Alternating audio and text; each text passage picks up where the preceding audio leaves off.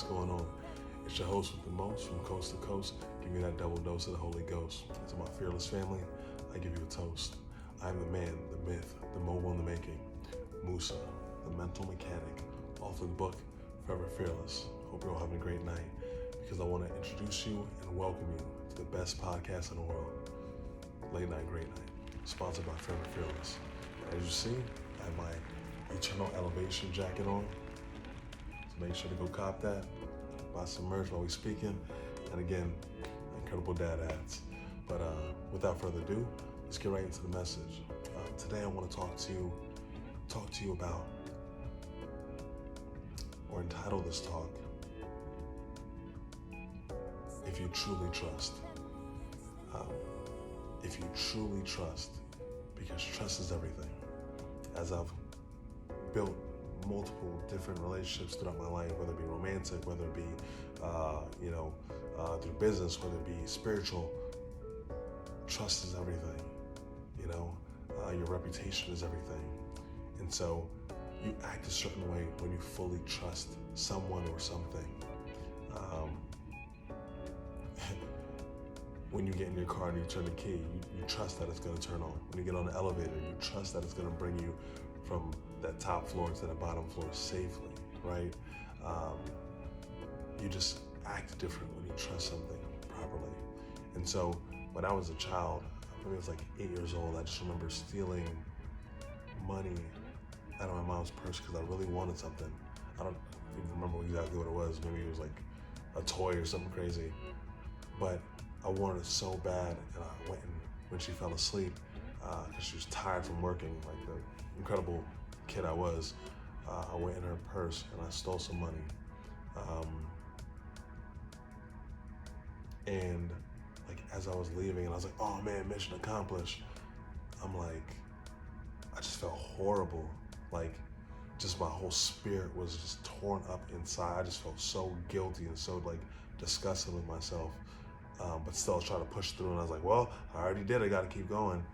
And something just said inside me, it said, if you truly trust that God is a provider, then why would you need to steal? You gotta think I'm like 8 years old, but I'm like, but I really need this. And then I was like, nah, you know what? I'm gonna show God that I trust him. And I remember like before my mom woke up, putting the money back. And I was like, if I can't make it the right way, then I don't want it. At 8 years old, right? And I was like, God, I trust you. You know I want that, and I trust you. And the following day, like I'm eating like breakfast, and randomly, like I had already got my allowance like a couple days before, and I spent that because obviously I'm really good with finances at 8. But I was sitting down at breakfast, and my mom, like when my siblings like had gone to school or whatever, because I was the youngest, she slipped me this money, and it was double the amount that I stole the day before. And that right there taught me so much about just trusting God, right?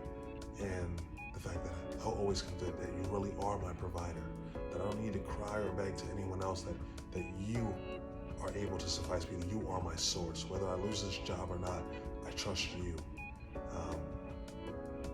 And that's just been the way the rest of my life has been. I just trusted him. And so I say that in love to you as well, that if we truly trust him, we'll act a certain way, right? Like, because there's certain times in my life that I'd entertain certain things because I wasn't truly trusting. That's what it came down to. But even when I was young, I trusted that I was going to have a wife, someday. And so my father told me, this was like maybe 4 or 5 years old. He's like, listen, I encourage you to not drink. I encourage you not to smoke. I encourage you to save your virginity till you get married, so that your wife doesn't have to compare herself to anyone. Think about a father telling his like 5-year-old son that, right? But he did. And so I literally waited till I got married to lose my virginity.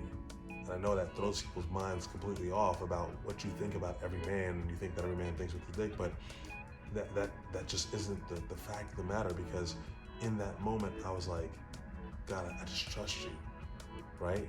And like my father said, he's like, you have a choice in life. You don't have to be a thug. You don't have to be a gangbanger. You don't have to be this. You don't have to be an angry black man. You don't have to be a deadbeat dad. You can choose who you want to be. You can be the author of your life. You can write your story. And so this is the story that I'm writing.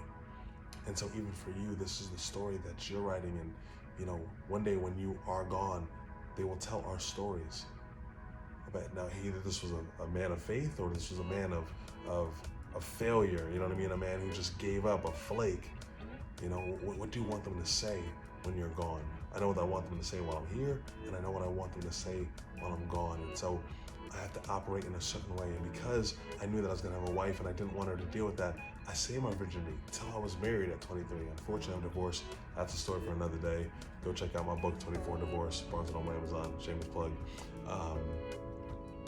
But it's like, if you know the real woman that you want, what are you doing with that girl? This is for my fellas. If you know the type of husband that you're looking for, ladies, why are you entertaining this man who has none of the qualities that you would want in a husband or in the father of your children? Why would you do that? If you truly trust, why would you not be okay with waiting out? And so that's why even now, like I'm in Miami, right? Like I'm really blessed, you know, I got a drop top, I'm out here, like I'm top floor, you know, all that blackness back there, that's the ocean, you know what I mean? I see that from my bed, right? But the crazy thing is the fact that like, because I trust him, it's like I'm not entertaining certain women, and like everybody's gorgeous out here, right? Like I'm talking about bad models be like, oh, we need to hang out. And I'm like, you don't align with my vision, so why would I entertain you in that way? Why would I open myself up for that opportunity to fall and have even more to explain to my wife later down the road when I know you're just not lining up, you're just not it. And they don't get it as to like, no, but I'm beautiful. I don't, why would you not want to? And I just be throwing people off, just even on the side note, when you as a man know how to control himself, right? Like, again, my father's a pastor, so much of my life and so much of what we'll talk about is principles that I've learned through life, as well as the Bible, as science, math. But it talks about how it's greater for a man to be able to conquer himself than to conquer a great city. You are the universe within yourself. You've conquered. If you conquer yourself, you've conquered your universe, your world. You know, don't be led astray because she got a fat booty or he got a nice car and he can take care of me. Because already that's showing that you don't trust that God is your source. He can bring you something bigger and better. And in my life, I can testify the fact that he just has. You know, I can walk around, oh, you cocky. People are like, you cocky. No, I got confidence, but the confidence comes from God, so it's Godfidence, right? I'm not stupid. I know that. Like, I went to college and I got a theology degree. Like, you can't really do nothing with that. You can't really get no jobs with that, bro. And so I'm like scared. I'm like, man, no, I need to go get a business degree. And my dad's like, I'm telling you, God told me you need to have a theology degree. And I'm like, no, Dad. I was like, there's no jobs for that. Like, I'm gonna be out dang near homeless again. And I didn't listen to him, and I went and tried to take a business class. And I failed horribly at that one business class. Excuse me. And but the crazy thing is the fact that I prayed on my senior year, and I'm like, God, I have no opportunities for a job, but I believe that you're gonna allow me to make 6 figures. I believe it. I believe. I just trust in you. I'm gonna make 6 figures my first year. Everyone's like, no, be happy with 40,000. Be happy with 50,000 somewhere. Maybe you can work at Starbucks. I'm like, no. I'm like, God, I believe. I trust you that you're gonna bless me with a role at 6 figures. Somehow I got wind of this law firm that was hiring. I called this law firm 3 times a day and left a message all the way to the beat each time. And then like a couple days before my graduation, the lawyer picks up. He's like, hey, he's like, I know exactly who you are. He's like, you're not gonna stop, are you? And I was like, nope, I'm not. And he's like, well, this job is over in blank, blank, blank, like 13 hours away. He's like, I was like, I graduate in a couple days. He's like, when can you be here? I was like, Monday. got there, interviewed, got the offer. First year I made like 115,000. This was at like 21, 22 years old, which is a blessing, right? But I believe and I trusted, right? I could have gone and got like some regular, like, again, respect to all jobs, all professions, but I could have settled. But I believed and I trusted and I did what I needed to do on my part, right? T.D. Jakes always says, pray as if everything depends on God, but work as if everything depends on you. And so I think that beautiful blend is how miracles happen. If you just kind of even like look through the Bible for those who believe in it, right? It's like the miracles happen when people were working together with God. And so when you have something speaking inside you, I believe that is God. I believe that he's giving you guidance and instruction, like kind of like a GPS, right? He'll speak to you when it's time to turn. And so when it is that time, you got to trust him, right? Even when Peter on the water, when he's like, oh, come to me, right? Like, it's almost like Simon says, like, you can do something in your own power and it has no power, right? You can do something that's spoken to you by God inside you, and you know that it's him. You know it keeps you up at night, and it makes the world a difference. You know, we know the story of Matthew, even in the Bible and things like that, and how they were fishermen. This is what they did continuously. But because, and they were trying to fish and catch fish all day long, and they were not able to. The crazy thing is that when Jesus said, he's like, yo, hey, drop down your net. And they did. That's when, crazy enough, they were about to break their net because they caught so many. And so in my life, I'm waiting and I'm listening for his voice as I'm operating. While I'm trying to be faithful in the thing that he's put in front of me to do, I'm waiting for that next instruction. The same way when you're on a road, the GPS isn't like, oh, turn right now. No, it'll tell you when it's time to turn. But if it's just a straight road, it'll pretty much be quiet. And so you keep on operating in what you're doing. You keep on trusting, you keep on being faithful. I just want to encourage y'all. I know it might be hard. Sometimes you get weary, sometimes you want to give up, but there's power in preparation. And so if you truly trust that something greater is happening, then you'll prepare right now. If you truly believe that husband is coming, you better learn how to cook. If you believe that wife is coming, you better save your money and get ready to be able to try and help her retire early so that she can live the dream of the family and help the family out in whatever way she wants, so she's not overly stressed. Again, I say all this in love because I want y'all to be your best, but you can't if you don't trust.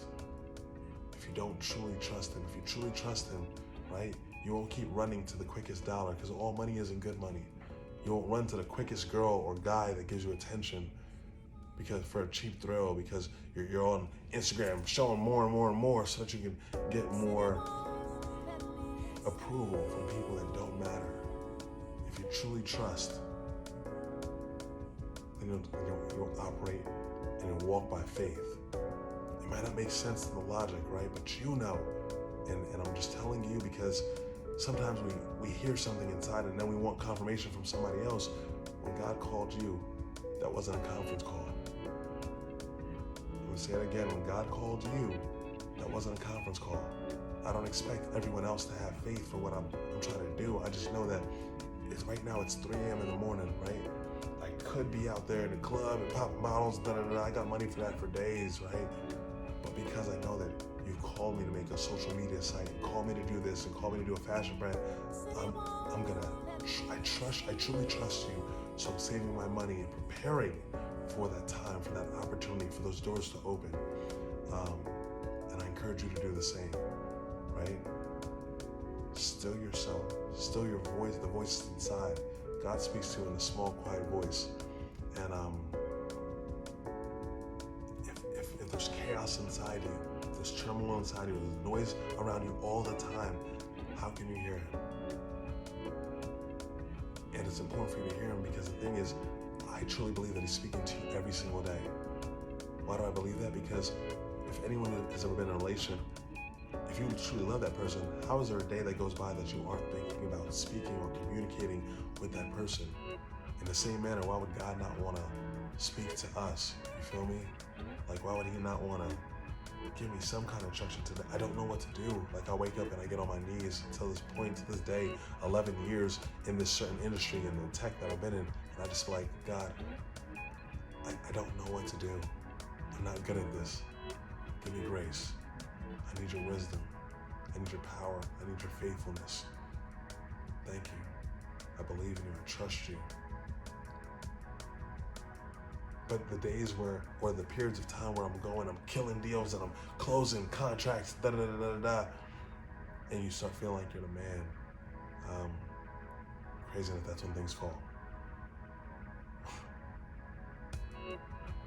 Yeah, there's power in humility.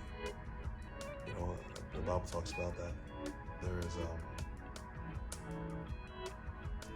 talks about that his strength is made perfect in our weakness. And as a black man, I really have been told that it's okay to be weak. I've been told verbally as well as subconsciously that I need to be strong all the time. It's not real, family. And if it is real to you, that's not really healthy. And so the whole point of this podcast is for mental health, right? Because there's only so much pressure anyone can take. Why do you think that the suicide rate for men is at 70%? It's a lot. The fact that 800,000 people commit suicide a year, mathematically, that equates to someone taking their life every 10 minutes. Some people can't bear the pressure. But here's the thing. Some of us are not meant to bear certain amounts of pressure. We keep it in.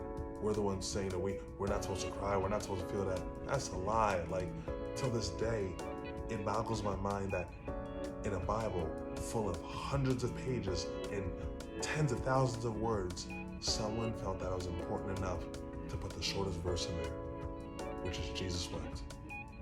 And so if I truly trust that God loves me and wants me to express his feelings, I'm gonna do that, right? If I truly believe that he has good plans for me, like Jeremiah 29:11 says, plans to prosper me and give me hope in the future, then I realize when he's telling me to do something, it's not because he's on a cosmic power trip, it's because he truly loves me. I remember being young, like maybe like 10 years old, somewhere between 10 and 12, and it was like 4th of July, I was about to ride up to Thompson Park to go try and see this girl that I had a crush on.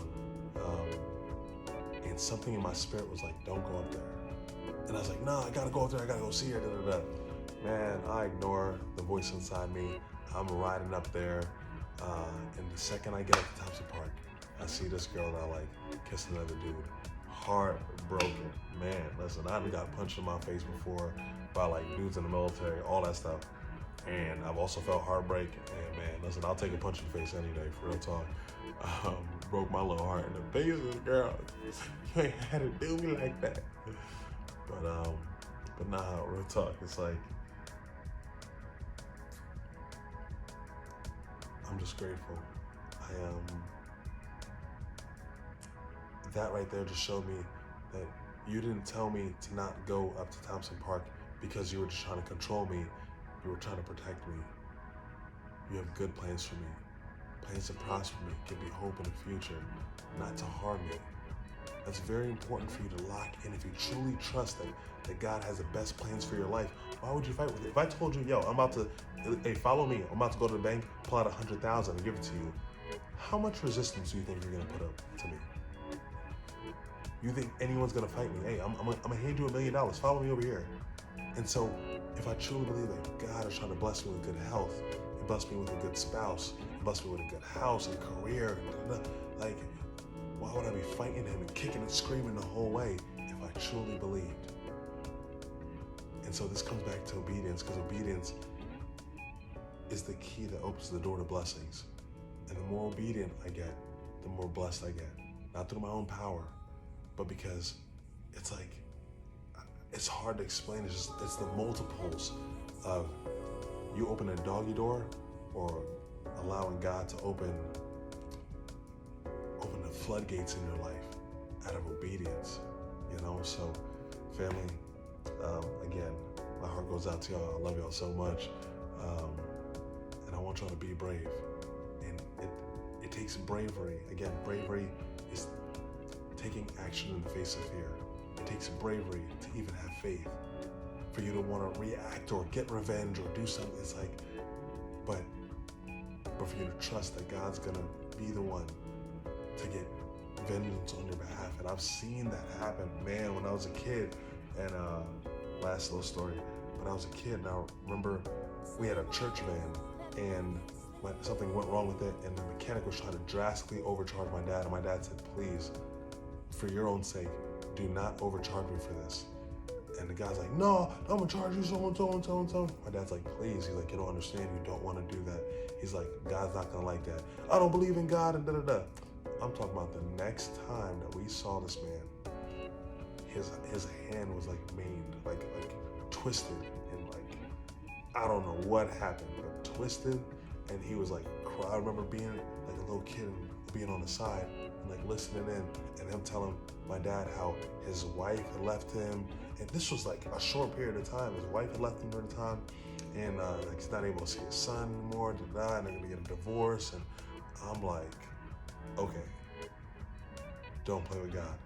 And it would have been better for my dad to just punch this guy in the face, but like, I bet this guy wished my dad would have punched him in the face rather than having his hand twisted and maimed like that and losing his wife and his child and his home. I'm like, bro, don't play with God. But again, if we truly trust, then we won't be looking for revenge ourselves. We know that we have the almighty, all-powerful protector looking after us, you know? So, I know I said a lot. I love y'all. But I just felt it was on my chest, you know? It was in my heart, and I wanted to share that because it was a conversation that I had to have with myself, and this conversation I believe all of us have to have with ourselves to just be honest. See, man, do I really trust you to provide? Do I really trust you to bring that spouse? Do I really trust you to provide that next job? Do I really trust that you see me in this humble time? And if I do, then I'm gonna act accordingly. That being said, family, I love y'all so much. Be brave, be fearless. Love y'all forever. We out.